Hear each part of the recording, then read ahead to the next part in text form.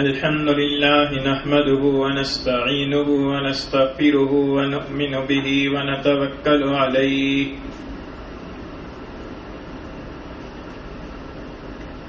ونعوذ بالله من شرور أنفسنا ومن سيئات أعمالنا من يهده الله فلا مضل له ومن يضلله فلا هادي له ونشهد أن لا إله إلا الله وحده لا شريك له ونشهد أن سيدنا وسندنا وحبيبنا وحبيب ربنا ومولانا ونبينا محمدا عبده ورسوله وصلى الله تعالى عليه وعلى آله وأصحابه وبارك وسلم تسليما كثيرا كثيرا أما بعد فأعوذ بالله من الشيطان الرجيم بسم الله الرحمن الرحيم من كان يريد حرث الآخرة نزد له في حرثه ومن كان يريد حرث الدنيا نؤته منها وما له في الآخرة من نصيب. وعن عمر بن الخطاب رضي الله تعالى عنه قال سمعت رسول الله صلى الله عليه وسلم يقول إنما الأعمال بالنيات وإنما لامرئ ما نوى فمن كانت هجرته إلى الله ورسوله فهجرته إلى الله ورسوله ومن كانت هجرته إلى دنيا يصيبها وامرأة يتزوجها فهجرته إلى ما هاجر إليه أو كما قال رسول الله صلى الله عليه وسلم صدق الله مولانا العظيم وصدق رسوله النبي الكريم ونحن على ذلك لمن الشاهدين والشاكرين والصلاة والسلام على سيد الأنبياء والمرسلين والحمد للہ رب العالمین. گرامی قدر سامعین، آپ کے سامنے 25ویں پارے سے سورہ شورا کی ایک آیت کریمہ تلاوت کی ہے، اور حضور اقدس صلی اللہ علیہ وسلم کی احادیث میں سے ایک حدیث شریف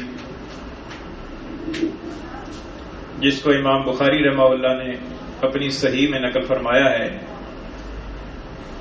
وہ حدیث آپ کے سامنے پڑی ہے.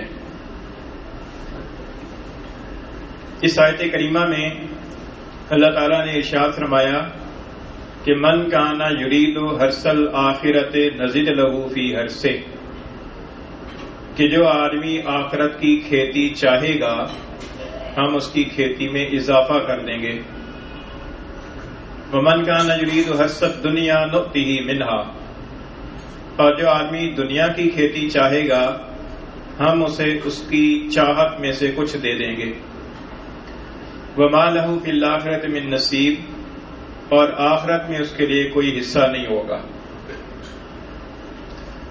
اس کے اندر اللہ تعالیٰ نے دنیا کے چاہنے اور آخرت کے چاہنے کے درمیان میں تقابل ذکر فرمایا کہ جو دنیا کو مطلوب بناتا ہے اس کا کیا انجام ہوگا، اور جو آخرت کو اپنا مطلوب بناتا ہے اس کا کیا انجام ہوگا.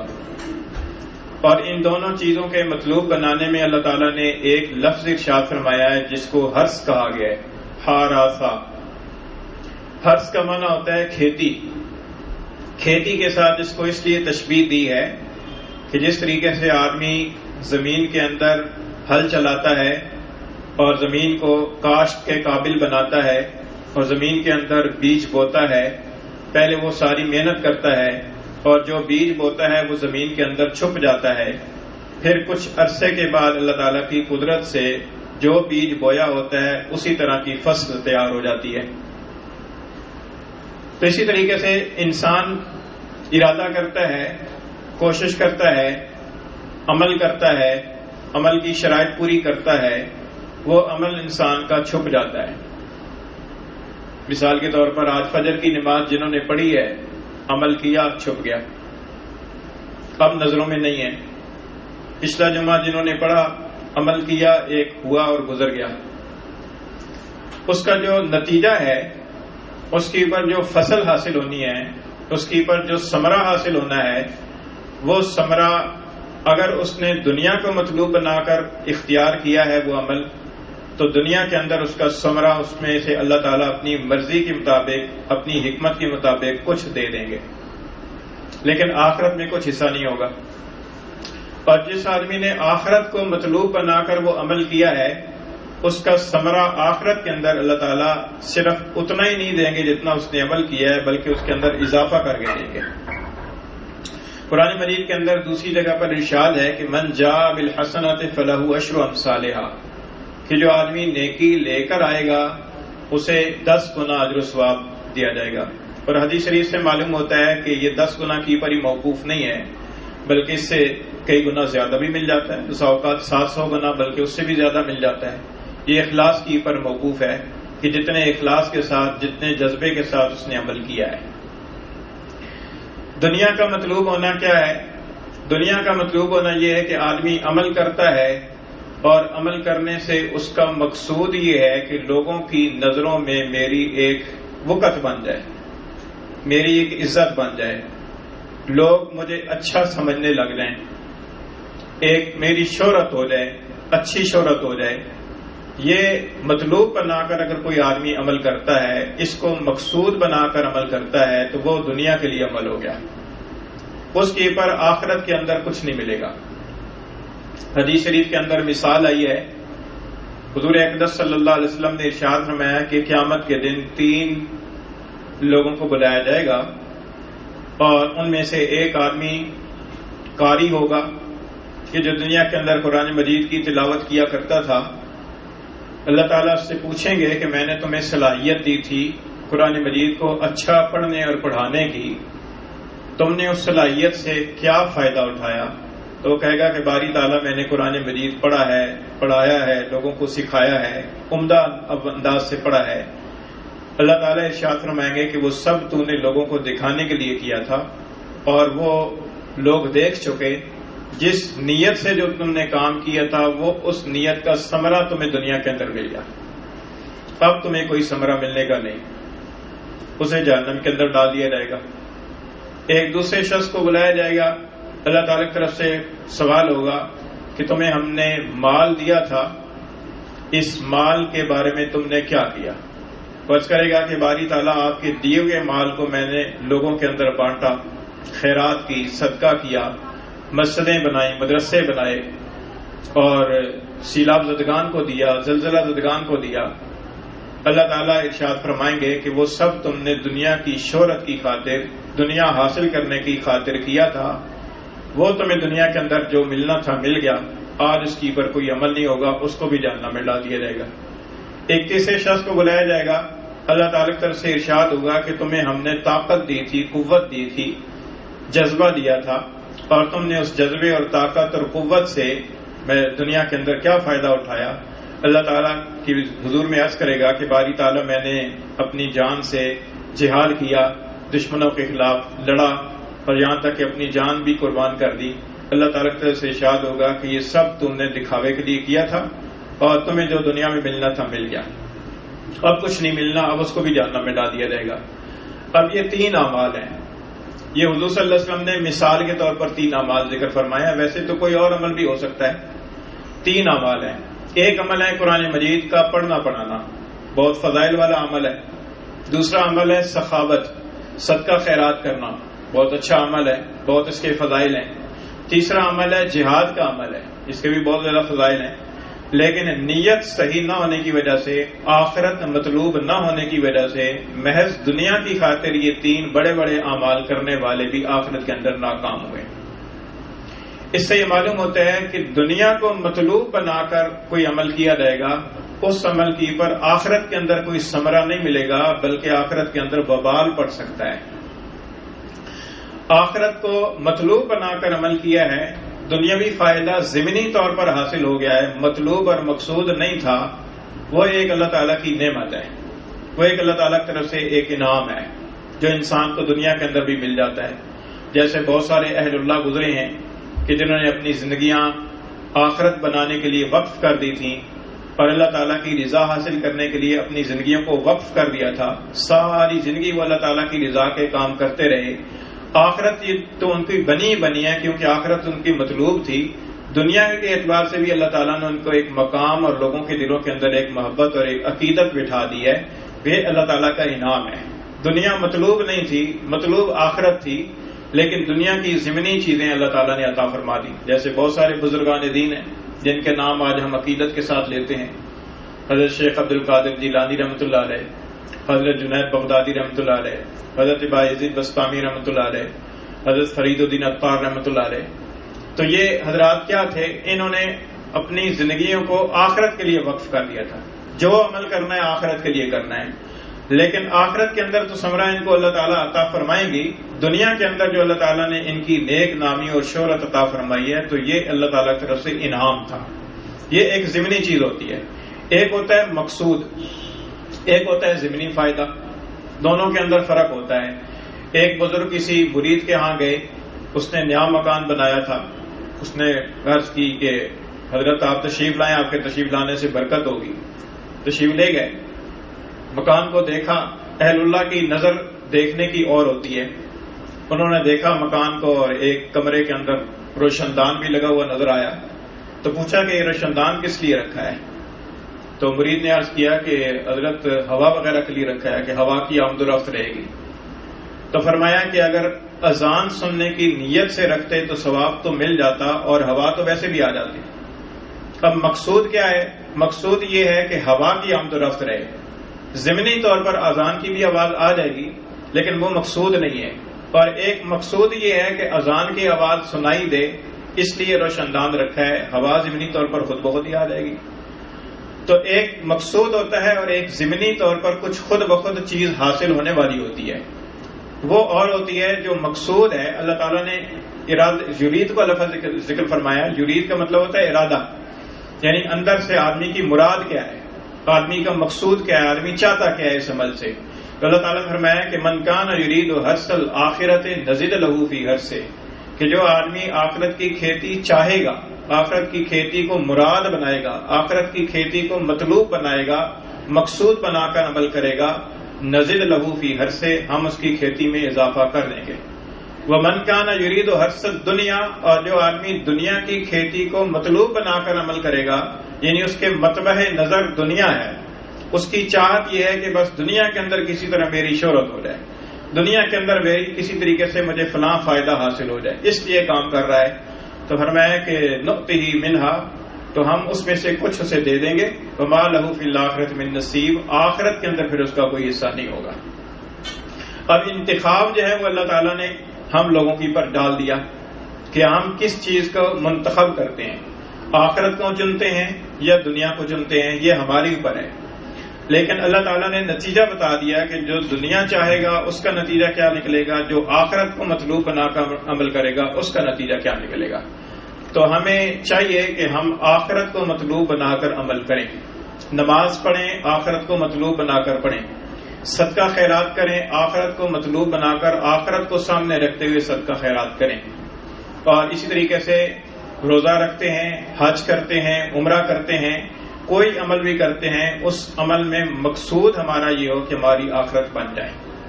مسجد کی خدمت کرتے ہیں، مدرسے کی خدمت کرتے ہیں، مالی خدمت کرتے ہیں، جانی خدمت کرتے ہیں، وقت دیتے ہیں، رشتہ داروں کے ساتھ صلہ رحمی کرتے ہیں، مہمان کا اکرام کرتے ہیں، پڑوسیوں کے حقوق ادا کرتے ہیں، والدین کے حقوق ادا کرتے ہیں، ملک اور قوم کی خدمت کرتے ہیں. سب چیزوں کے اندر مقصود یہ ہو کہ ہماری آخرت بن جائے. دنیا کے اندر کسی کو پتہ چلتا ہے نہیں چلتا، یہ ہمارا مقصود نہ ہو.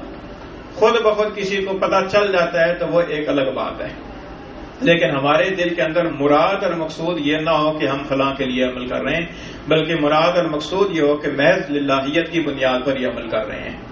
حضور اقدس صلی اللہ علیہ وسلم کا ایک ارشاد ہے، امام ترمذی رحمہ اللہ نے نقل فرمایا، حضرت ابو امامہ رضی اللہ تعالیٰ عنہ راوی ہیں، فرماتے ہیں کہ حضور نے ارشاد فرمایا کہ من احب للہ و ابغض للہ و اعطى للہ و منع للہ فقد استکمل الایمان، کہ جس نے اللہ کے لیے محبت کی، جس سے بھی محبت کی، اللہ کی خاطر محبت کی، والدین سے محبت کی تو اس نیت سے کی کہ اللہ خوش ہوگا، بیوی سے محبت کی تو اس لیے کی کہ اللہ خوش ہوگا، اللہ راضی ہوگا، بچوں سے محبت کی اس لیے کی کہ اللہ راضی ہوگا، تو یہ اللہ کے لیے محبت ہو گئی۔ اور ایک اپنی ذاتی مفاد کی خاطر محبت ہوتی ہے کہ فلاں رشتہ دار کے ساتھ محبت کرنا ہے کہ وہ مالدار بہت ہے، ہمیں کام آئے گا، فلاں سے محبت کرنی ہے، فلاں دوست سے محبت کرنی ہے اس لیے کہ وہ ذرا اونچے عہدے کے اوپر ہے، ہمارا کام کوئی پڑ جائے گا اس کے ساتھ تو وہ کام نکلوا دے گا۔ یہ اپنے مفاد کی خاطر محبت ہوگی، اللہ کی خاطر محبت نہ ہوئی۔ اللہ کی خاطر جو محبت ہوتی ہے، ایک حدیث میں آتا ہے کہ ایک آدمی کسی مسلمان بھائی سے ملاقات کی خاطر چلا، اللہ تعالیٰ نے ایک فرشتے کو اس کے راستے میں بٹھا دیا انتظار کے لیے۔ جب وہ وہاں سے گزرا تو فرشتے نے سے پوچھا کہ کس لیے جا رہے ہو، کدھر جا رہے ہو؟ اس نے کہا کہ فلاں جگہ پر ایک مسلمان بھائی رہتا ہے، اس کی ملاقات کے لیے جا رہا۔ تو اس فرشتے نے پوچھا کہ اس کا تیرے پر کوئی احسان ہے، اس نے کبھی تیرے ساتھ احسان کیا ہے اس لیے جا رہے ہو، یا اس کے ساتھ تمہارا کوئی کام ہے اس لیے جا رہے ہو؟ اس نے کہا کہ نہیں، بس میں تو اللہ کی خاطر جا رہا ہوں، اللہ کی رضا کی خاطر جا رہا ہوں کہ مسلمان بھائی سے ملاقات کرنا اللہ کی رضا کی باعث ہے۔ تو اس فرشتے نے کہا کہ تمہیں خوشخبری ہو کہ اللہ تعالیٰ تم سے محبت کرتا ہے اس وجہ سے کہ تم اللہ کے بندے سے اللہ کی خاطر محبت کرتے ہو۔ تو یہ اللہ کی خاطر محبت کرنے کا یہ صلہ ملتا ہے کہ جب آدمی اللہ کی خاطر محبت کرتا ہے تو پھر اس کے نتیجے میں پھر اللہ تعالیٰ کی محبت اس آدمی کو نصیب ہوتی ہے۔ لیکن آج ہمارے دلوں کے اندر اخلاص نہیں ہے، ہم کسی سے تعلق قائم کرتے ہیں، دوستی لگاتے ہیں، اس کی دعوت کرتے ہیں، اس کے ساتھ آنا جانا رکھتے ہیں، تعلقات مضبوط بناتے ہیں، پس منظر میں ہمارے ذہن میں یہ ہوتا ہے کہ یہ آدمی اونچے عہدے پر ہے، یہ آدمی مالدار ہے، یہ آدمی اس کی سنی جاتی ہے تو ہمارا اس کے ساتھ تعلق ہوگا، کبھی کوئی کام پڑ سکتا ہے، یہ ہمارا کام نکلوا دے گا۔ یہ تعلق جو ہے نا یہ ذاتی مفاد کی خاطر ہو گیا۔ اللہ کے رسول نے فرمایا کہ من احب للہ ہے، جو اللہ کی خاطر محبت رکھے گا، وابغض للہ ہے، اور جس نے اللہ کی خاطر بغض رکھا۔ اللہ کی خاطر بغض کیا ہے کہ فلاں آدمی سے اس لیے نفرت ہے کہ وہ فلاں گناہ کا کام کرتا ہے۔ اب بسا اوقات ایسے ہوتا ہے کہ انسان کا نفس جو ہے نا انسان کو دھوکہ دیتا ہے، انسان سوچتا ہے کہ فلاں کے ساتھ میری نفرت اس وجہ سے ہے کہ وہ فلاں گناہ کرتا ہے، لیکن وہ فلاں گناہ کوئی اور بھی کر رہا ہوتا ہے، اس کے ساتھ وہ نفرت نہیں ہوتی۔ کسی کے ساتھ اس لیے کہ دل کے اندر ویسی ایک جذبہ انتقامی بیٹھا ہوا ہے، اس کی خامی انسان کو بڑی نظر آتی ہے، اور انسان کا نفس اسے دھوکہ دیتا ہے کہ تم جو اس کے ساتھ تعلق نہیں قائم کر رہے تو یہ تمہاری الہیت ہے، حالانکہ وہ الہیت نہیں ہوتی، وہ ایک دھوکہ ہوتا ہے، انسان کی فریب، نظر کا فریب ہوتا ہے۔ تو وہی گناہ آدمی خود بھی کر رہا ہوتا ہے لیکن خود سے اپنی ذات سے نفرت نہیں ہوتی، وہی گناہ اپنا کوئی کر رہا ہوتا ہے اس سے وہ نفرت نہیں ہوتی۔ تو یہ بغض للہ نہ ہوا، فرمایا کہ جس نے اللہ کی خاطر بغض رکھا یا اللہ کا دشمن ہے اس وجہ سے اس کے ساتھ بغض ہے۔ جیسے ہم سوچتے ہیں نا کہ وہ یہودیوں کے ساتھ بغض ہے دل میں، ٹھیک ہے، اچھی بات ہونی چاہیے کہ اللہ تعالیٰ کے دشمن ہے، لیکن جو کام یہودی کر رہے ہیں، گناہ کے کام کر رہے ہیں، وہی گناہ کے کام ہم خود بھی کر رہے ہیں، تو پھر وہ بغض للہیت کی بنیاد پر تو نہ ہوا، وہ بغض للہ تو نہ ہوا۔ کتنے ہی گناہ کے کام ایسے ہیں کہ جو وہ کرتے ہیں تو وہ مسلمانوں کے اندر بھی پائے جاتے ہیں، ہم بھی کر رہے ہیں۔ تو یہ فرمایا کہ جس آدمی نے اللہ کی خاطر محبت کی، اللہ کی خاطر بغض رکھا، وہ آتا للہ، اور اللہ کی خاطر دیا۔ جب دینے کی باری ہے، جس کسی کو دے رہا ہے تو دینے کے جو پیچھے جذبہ ہے نا، وہ جذبہ یہ نہیں ہے کہ اس نے میرے بیٹے کی شادی پر دیا تھا میں دوں گا، دینا بنتا ہے، اس کو دینا بنتا ہے کیونکہ اگر اس کو دیں گے تو یہ لوٹ کر واپس آ جائے گا، اس کو دینا بنتا ہے، اس کو دینا چاہیے، اس کو دیں گے اس لیے کہ اس کے ساتھ ہمیں کام پڑ سکتا ہے۔ یہ دینا جو ہے نا یہ گویا کہ للہیت کی بنیاد پر نہ ہوا۔ فرمایا کہ من آتا للہ، جس نے دیا اللہ کے لیے دیا، اللہ کی خاطر دیا، وہ منع للہ، اور جس نے دینے سے رک گیا اللہ کی خاطر رک گیا، اللہ کا حکم نہیں ہے اس لیے نہیں دوں گا، فضول کام کی پر، گناہ کے کام کی پر خرچ کرنے سے اللہ نے منع کیا لہذا نہیں کروں گا، تو یہ ہو گیا للہیت کی بنیاد پر۔ حضور نے فرمایا کہ جس کے جذبات اتنے صاف ستھرے ہو جائیں، جس کے جذبات اور احساسات اتنے مخلصانہ ہو جائیں کہ وہ محبت کرتا ہے تو اللہ کو دیکھتا ہے، بغض رکھتا ہے تو اللہ کو دیکھتا ہے، دیتا ہے تو اللہ کو دیکھتا ہے، منع کرتا ہے دینے سے رکتا ہے تو اللہ کی خاطر دینے سے رکتا ہے، فقط استکمل الایمان، اس کا ایمان کامل ہو گیا۔ تو آج ہماری حالت کیا ہے؟ ہم اپنے آپ کو آئینے کے سامنے رکھ کے دیکھ لیں، پتہ چل جائے گا۔ تو یہ جو للہیت ہے، یہ اس آیت کریمہ کے اندر بھی اللہ رب العزت نے یہ ارشاد فرمایا کہ تمہاری مراد کیا ہے، مقصود کیا ہے، تم چاہتے کیا ہو، آخرت کو چاہتے ہو یا دنیا کو چاہتے ہو؟ اگر آخرت کو چاہتے ہو تو پھر صدقہ خیرات دیتے ہوئے سیلفیاں بنانے کی، اس کی ویڈیو بنانے کی، آڈیو بنانے کی، تصویریں بنانے کی، ان کو فیس بک کی پر، ان کو یوٹیوب کی پر، ان کو فلاں فلاں جگہ کی پر چسپاں کرنے کی، لگانے کی ضرورت کیا ہے؟ جس اللہ کی خاطر دے رہے ہو، اللہ تو دل کے ارادے کو بھی جانتا ہے، اللہ تو جانتا ہے نا کہ دل میں مراد اور مقصود کیا ہے۔ تو جب مقصود اور مراد اللہ نہیں ہے تو پھر یہ چیزیں بھی ہوتی ہیں۔ پھر آدمی چاہتا ہے کہ مجھے کسی طرف سے کریڈٹ ملے، آدمی چاہتا ہے کہ میں نے نیکی کی کام کیا ہے تو فلاں فلاں کو پتہ چلنا چاہیے کہ میں نے یہ کام کیا ہے۔ یہ ایک بہت ہی ریاکاری والی حرکت ہے، اور یہ ریاکاری والا جو عمل کوئی بھی کیا جاتا ہے وہ عمل عند اللہ قبول نہیں ہوتا۔ عند اللہ قبول ہونے کے لیے نیت کا درست ہونا ضروری ہوتا ہے کہ آدمی کی نیت درست ہو جائے۔ بسا اوقات آدمی کام کرتا ہے، کام کرنے کے بعد پھر وہ چاہتا ہے کہ وہ فلاں بھی دیکھے، وہ فلاں کو بھی پتہ چلنا چاہیے، کسی طریقے سے گھما پھرا کر آدمی بات کرتا ہے کہ یار یہ کام میں نے کیا ہے تاکہ پتہ چلے۔ یہ جو اندر ایک جذبہ ہوتا ہے نا، یہ جذبہ درست نہیں ہے، قابل اصلاح جذبہ ہے، اس جذبے کی اصلاح کرنی چاہیے۔ حدیث شریف جو خطبے کے اندر آپ کے سامنے میں نے پڑھی ہے، بخاری شریف کی پہلی حدیث ہے، اور بلکہ اور بھی کئی محدثین نے اپنی کتابوں کا آغاز اسی حدیث سے کیا ہے، مشہور حدیث ہے۔ حضرت عمر بن الخطاب رضی اللہ تعالیٰ عنہ سے روایت ہے، فرماتے ہیں کہ میں نے رسول اللہ صلی اللہ علیہ وسلم کو ارشاد فرماتے ہوئے سنا ہے کہ انما الاعمال بالنیات، آپ نے ارشاد فرمایا کہ اعمال کا دار و مدار نیتوں پر ہے، اعمال کا دار و مدار نیت پر ہے۔ نیت کیا ہے؟ اس کے اوپر عمل کا مدار ہے۔ عمل نماز بھی ہے، نماز پڑھنے میں نیت کیا ہے؟ اس کے اوپر اس نماز کا مدار ہے، گویا کہ وہ بنیاد ہے اور اس کے اوپر عمل کھڑا ہے۔ صدقہ خیرات کیا ہے، نیت کیا ہے؟ اس کے اوپر صدقہ خیرات کی بنیاد قائم ہے، صدقہ خیرات کا مدار وہ ہے۔ حج کیا ہے، حج کرنے سے نیت کیا ہے؟ عمل اس حج کے عمل کا، عمرے کے عمل کا مدار اس نیت پر ہے۔ تلاوت کی ہے، ذکر کیا ہے، دروشی پڑھا ہے، اور کوئی مسجد تعمیر کر دی ہے، مدرسہ بنا دیا ہے، کوئی کتاب شائع کر دی ہے، کوئی کسی جگہ پر درس دے دیا ہے، بیان کر دیا ہے، جہاد کیا ہے، سخاوت کی ہے، مہمان نوازی کی ہے۔ نیت کے پر ان سارے اعمال کا مدار نیت پر ہے۔ انما الاعمال بالنیات، اعمال کا دار و مدار نیت پر ہے۔ پھر فرمایا کہ وَإِنَّمَا لِامْرِئٍ مَّا نَوَىٰ، آدمی کی وہی ملے گا جو اس نے نیت کی۔ حضور نے صاف صاف ارشاد فرمایا کہ آدمی کو وہی چیز ملے گی جو اس نے نیت کی۔ نماز پڑھنے سے اللہ کو راضی کرنے کی نیت کی تو اللہ راضی ہوگا، اللہ کی رضا ملے گی۔ نماز پڑھنے سے لوگوں کے اندر مشہور ہونے کی نیت کی تو شہرت مل جائے گی، جو اس نے چاہا ہے وہ مل جائے گا۔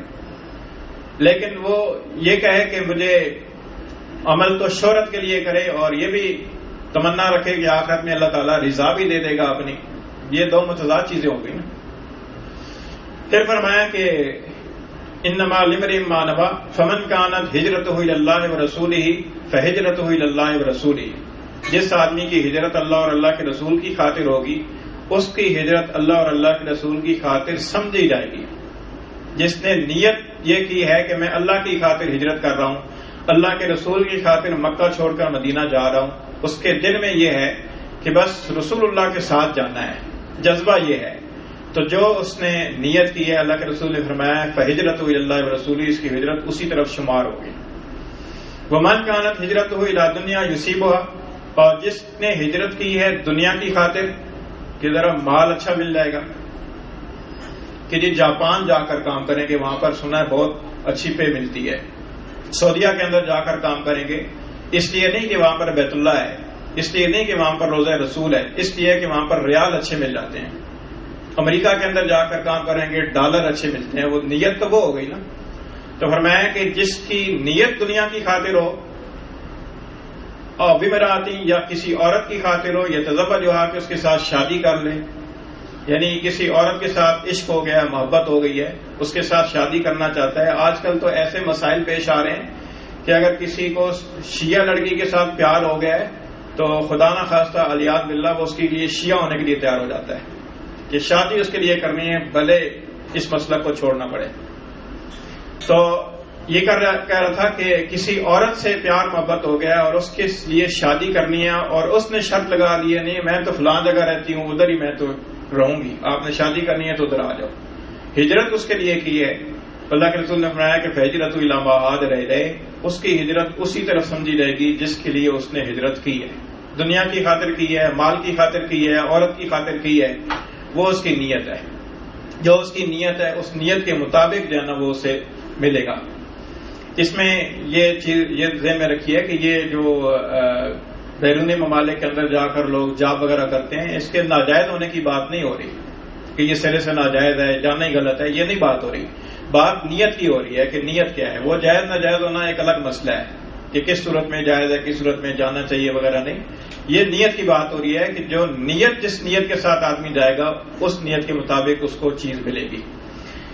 حضور اقدس صلی اللہ علیہ وسلم نے جب مکہ سے مدینہ کی طرف ہجرت کی تو بہت سارے صحابہ کرام نے آپ کے ساتھ ہجرت کی. تقریباً سارے حضرات نے ہجرت کی کیونکہ اس وقت مکہ سے مدینہ کی طرف ہجرت کرنا فرض تھا.